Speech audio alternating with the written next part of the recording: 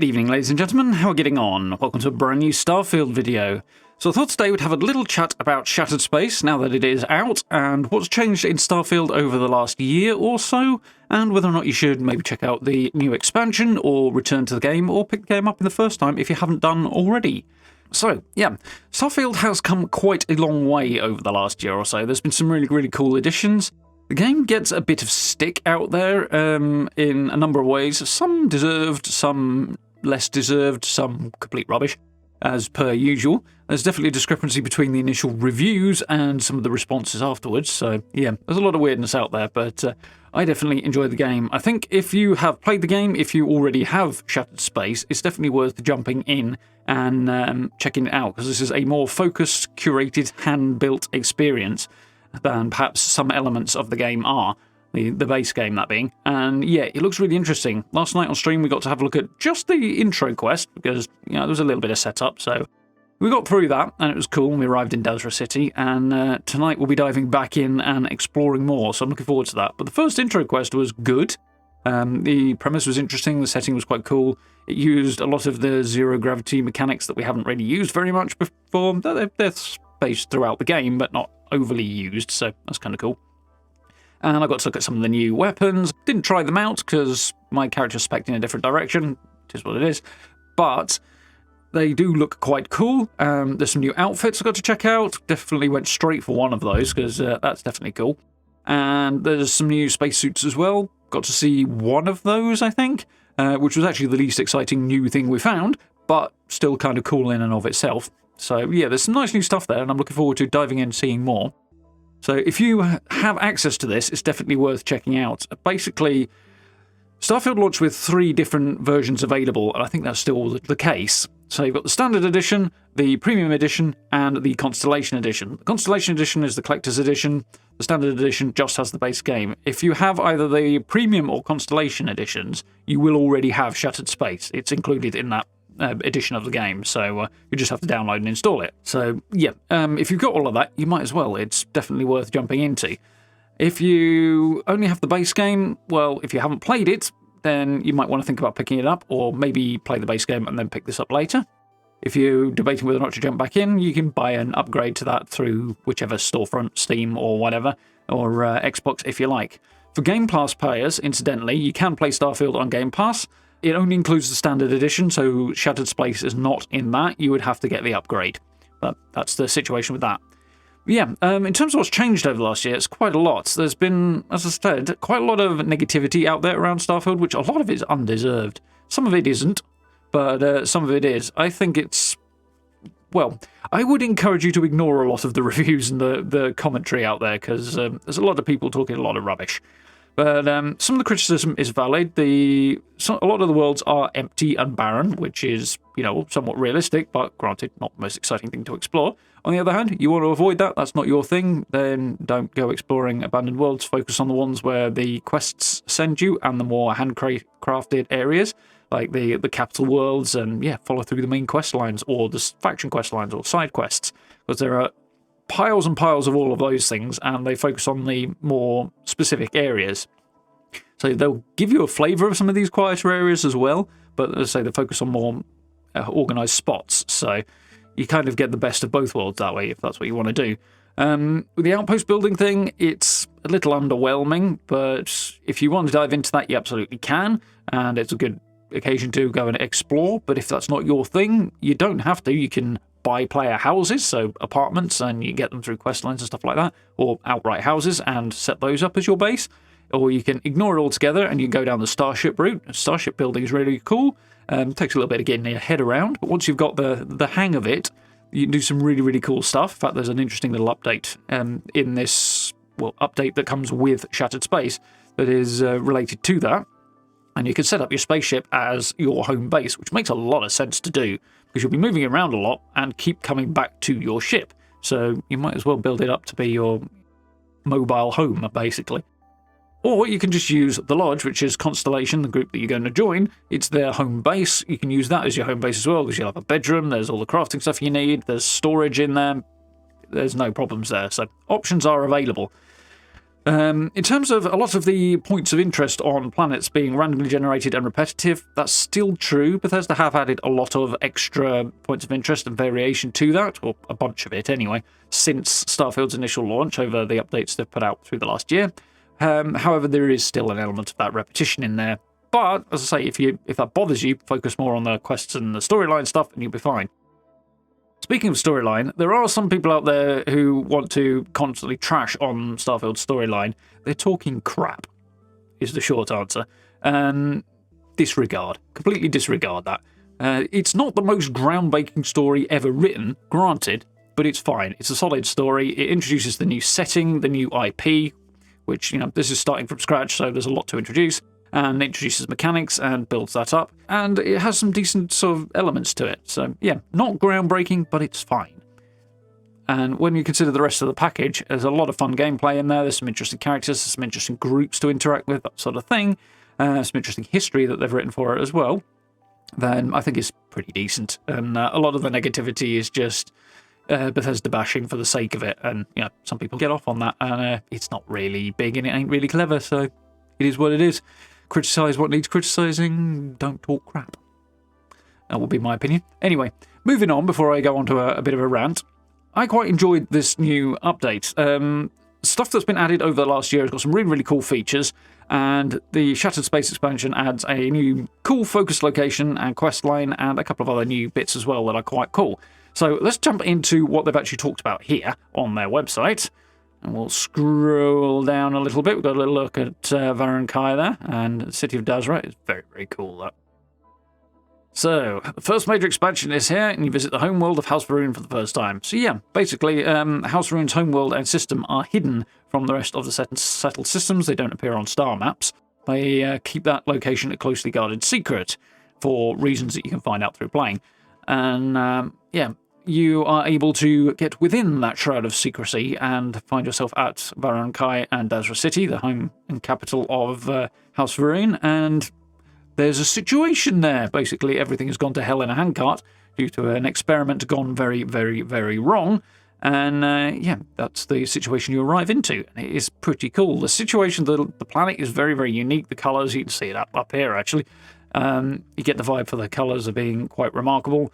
The whole situation is a very different kind of, not alien culture exactly, but there is an element of alien to it. So it's quite interesting. It's very, very different. It's less conventionally human, might be a better way of putting it. So it's a cool place to dive into and explore, and the introduction so far has been quite cool.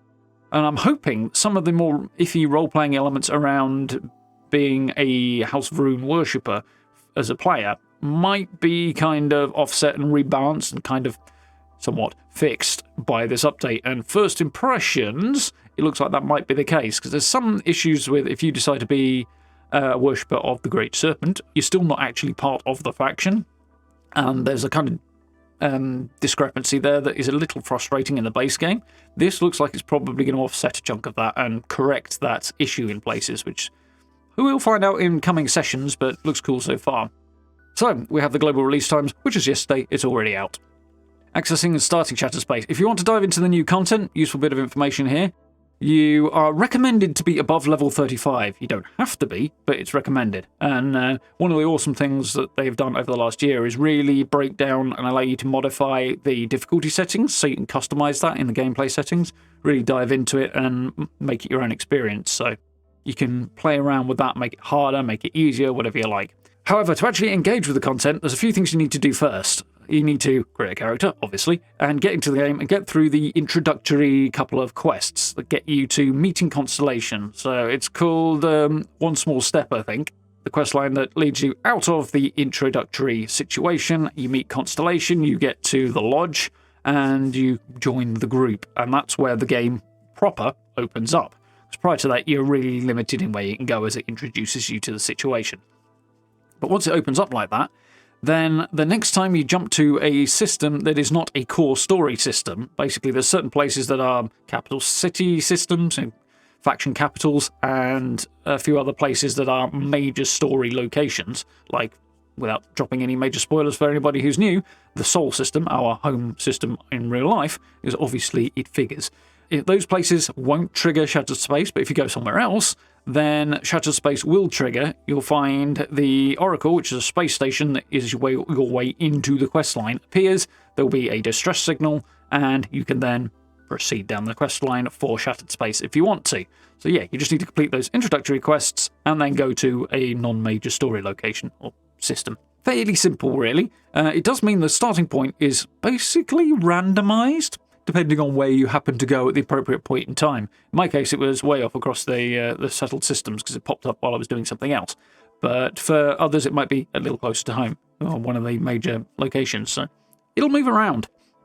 However, fortunately, the quest that pops up with it when you activate that will point you right back to where you need to be if you decide to go in another direction, which you might. So, there's a bunch of PC specs here. If you want to take a look at that, I will pause it, or you can pause it rather. It's not particularly overpowering.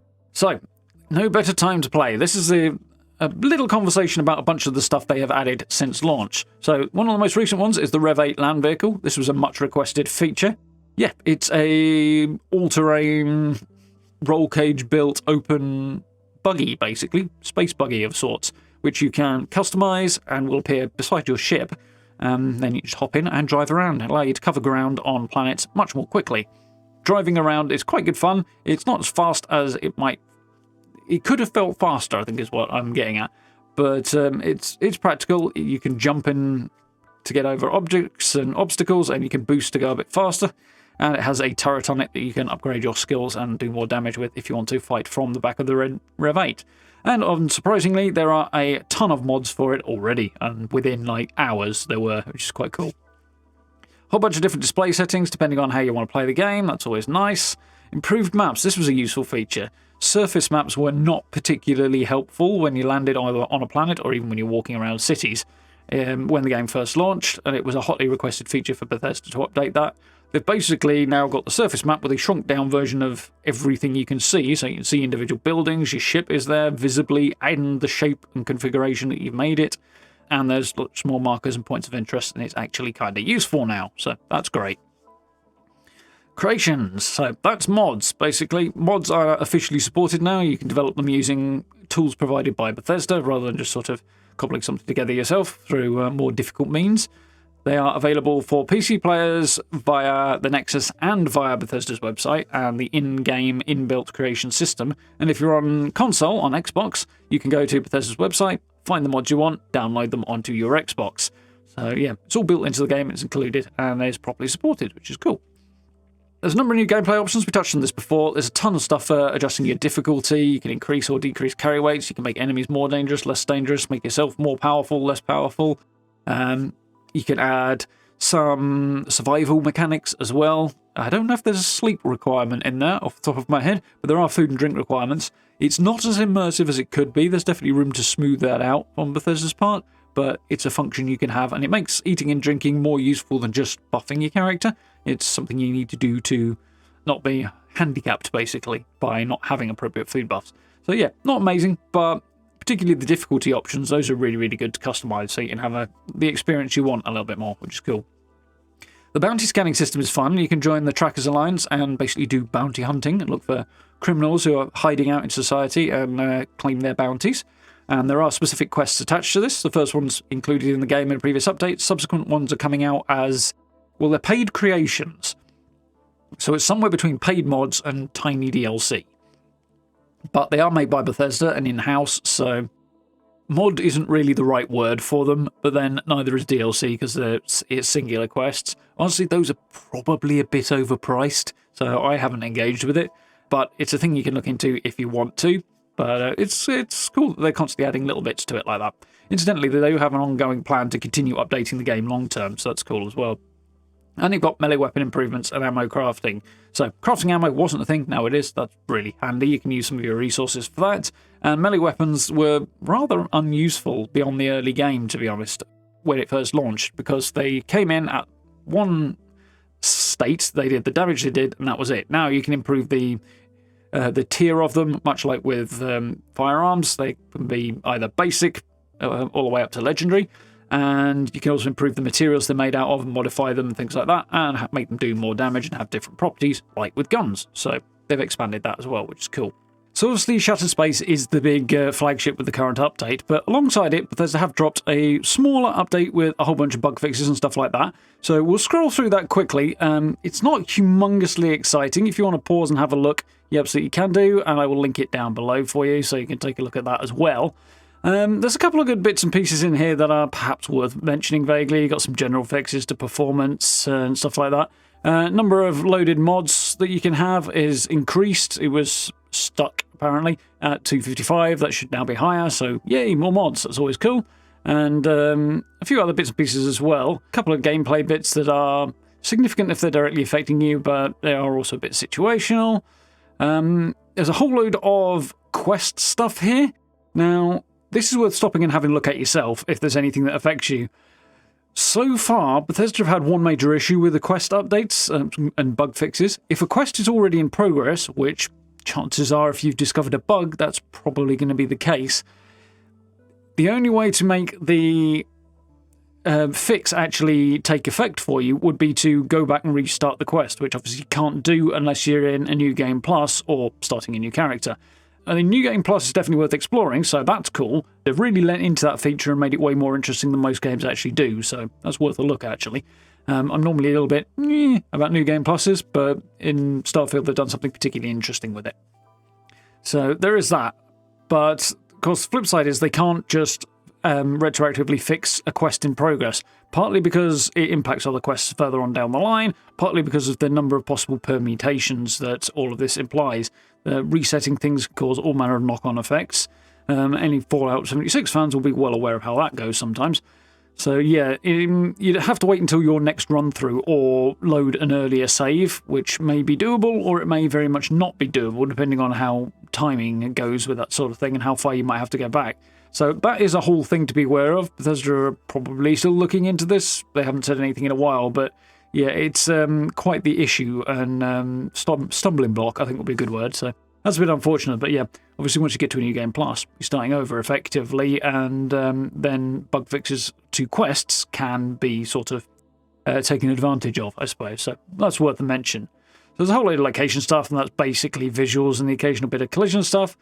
The flip merge thing is an interesting one for shipbuilders. So there's an interesting glitch that shipbuilders were taking advantage of, wherein you could move a piece that wouldn't snap to your ship, because there's a lot of modular snapping stuff, close to where you wanted it, and use a flip, a bit like a flip tool in photo manipulation software, and just literally flip it over so it'll go on the other side of your ship.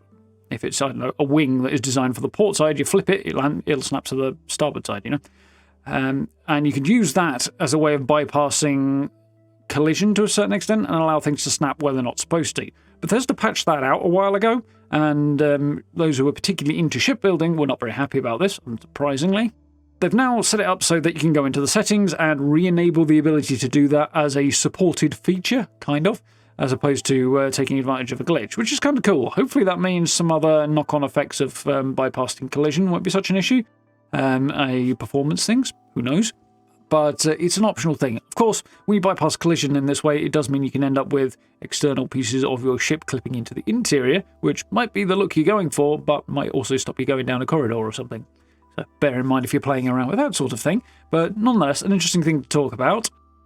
There's a couple of little tweaks to the Rev 8, which is not surprising, given that it's brand new. Like last few kinks, there's far more of us to test it than there are of them, etc.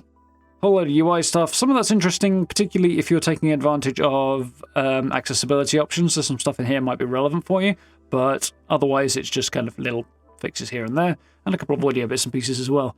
I've lost track of actually where it is in here now, but somewhere in here there's a lighting reference, so areas of lighting have been adjusted and improved, so hopefully making the atmosphere in a few spots even better.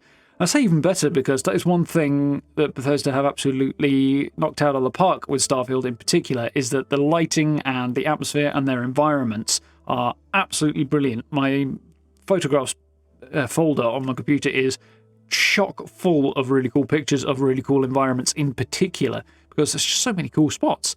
And as spaces to move around and explore, they've done an amazing job of that. It's really atmospheric and looks really darn cool. I think that's one of the particular standout elements of Starfield. So yeah, worth a look. And as I say, link this down below if you want to have a look in more detail, but that's in there as well. So yeah, Starfield has come on quite a long way since its launch and has definitely improved. And despite some of the negativity out there, you can kind of ignore some of the weaker points of the game if you like, and focus on the core story that runs through. And a lot of the chatter is perhaps undeservedly harsh and, just garden variety Bethesda bashing for the sake of it. Some of it's legit, to be fair. There are criticisms to be made. But I do think this is well worth diving in if you like Bethesda RPGs and are interested in sci-fi. If you haven't, or if you generally were enjoying the game and want to check out the new expansion, it seems pretty cool so far, and I'm looking forward to diving back into more of it. Of course, I will make sure I link around the initial stream that we did last night so you can take a look at the opening and the scenario we're in of the DLC as well, if you would like to. But there we go. Hope that gave you some information as to what the situation with Starfield is actually like. If you did find this useful and informative, I very much appreciate dropping subs and likes and that sort of thing. Always very, very helpful. Notification bell down there as well if you want to catch future uploads. Got social media links and channel memberships down below the video as well. If you want to support the channel that way, it massively helps out. I really, really appreciate it. And as I say, join us for live streams beyond Starfield. We are, of course, playing Fallout 76. We're checking out the Stalker series as well at the moment. Some good stuff there. And we've got a few other bits and pieces going on as and when we can kind of get back to them at the moment as well. So lots to check out if you're interested. For now, thank you very much for watching. I look forward to speaking to you all very, very soon.